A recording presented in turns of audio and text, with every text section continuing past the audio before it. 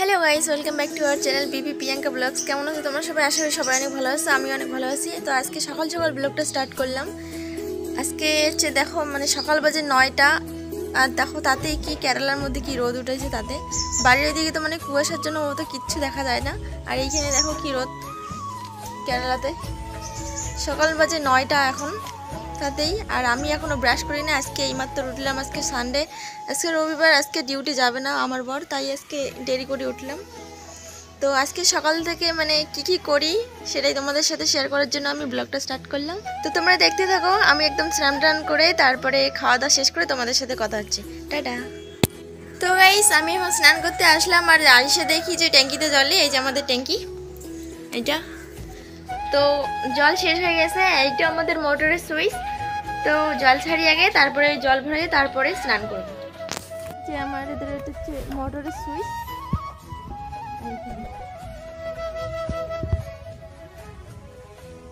জল উঠুক তারপরে দেখা হচ্ছে তোমাদের সাথে।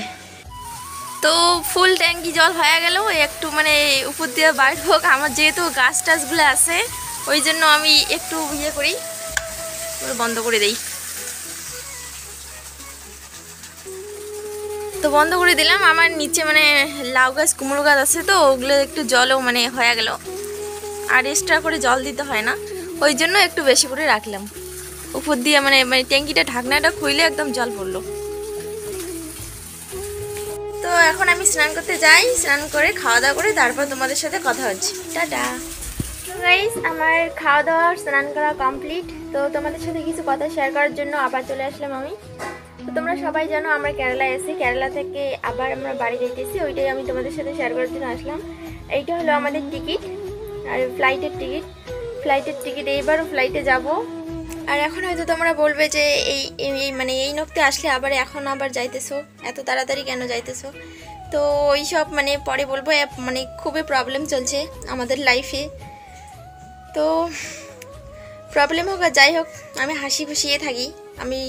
আমি কোনো সিন ক্রিয়েট করতেছি না। তো আমরা এই যে 1 মাসে হয় নাই কেরালা আসার, ফার্স্টের বার তো 1 বছর থাইকে গেলাম, তো এইবার আসার 1 মাসে হয় নাই। তো আবার যাইতেছি, আবার ফেব্রুয়ারি মাসের 10 তারিখে টিকিট করা আছে, তো 10 তারিখেই যাব। তো 10 তারিখে আমরা এইখান থেকে চলে যাইতেছি।